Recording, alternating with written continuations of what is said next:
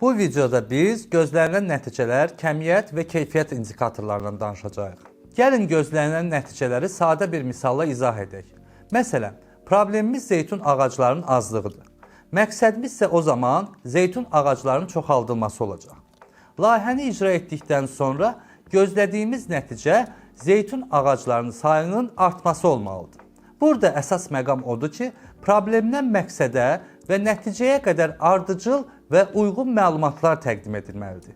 Əgər problemimiz zeytun ağaclarının azlığıdırsa, məqsədimiz alma ağaclarının artırılması, gözlədiyimiz nəticə isə armud ağaclarının artması ola bilməz. Başqa bir misalda baxaq. Deyək ki, problemimiz məktəblərdəki şagirdlərin kitab oxuma vərdişlərinin zəifliyidir. Qarşımıza qoyduğumuz məqsəd şagirdlərin kitab oxuma vərdişlərinin inkişaf etdirilməsidir və bu halda gözlədiyimiz nəticə onların daha çox kitab oxuması olacaq. İndi gəlin baxaq görək qiymətləndirmə meyarları nədir? Layihənin nəticələrini qiymətləndirmək üçün meyarlar müəyyənləşdiririk. Qiymətləndirmə meyarları bəzi mənbələrdə qiymətləndirmə indikatorları olaraq da adlandırılır. Qiymətləndirmə meyarları iki yerə ayrılır: kəmiyyət və keyfiyyət meyarları. Kəmiyyət meyarları layihənin nə qədər geniş kütləyə təsir etdiyini və ölçülə bilən nəticələr verdiyini göstərir. İndi gəlin kəmiyyət meyarlarını nəzərdən keçirək.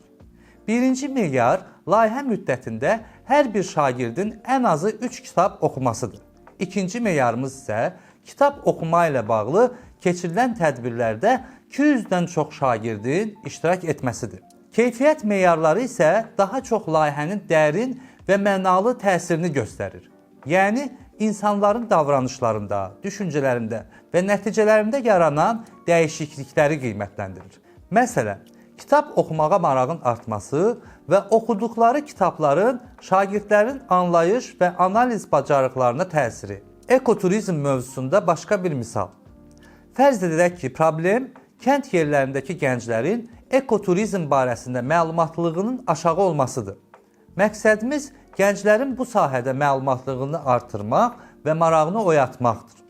Nəticədə isə gənclər arasında ekoturizmlə maraqlananların sayının artmasını gözləyirik. Bu nəticələri qiymətləndirmək üçün müəyyən kəmiyyət meyarlarına ehtiyacımız var. Məsələn, layihə çərçivəsində ekoturizm təlimlərinə qatılan 100 gəncin olması və onların 30%-nin ekoturizm sahəsində fəaliyyətə başlaması. Keyfiyyət meyarları isə təlimdən sonra gənclərin biliklərinin və maraqlarının nə qədər artdığını ölçmək üçündür.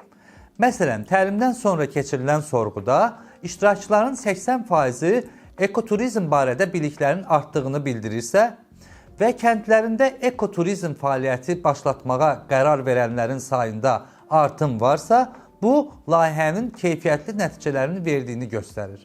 Beləliklə, kəmiyyət meyarları layihənin nə qədər geniş kütləyə təsir etdiyini, keyfiyyət meyarları isə bu təsirin nə qədər dərin və mənalı olduğunu qiymətləndirir.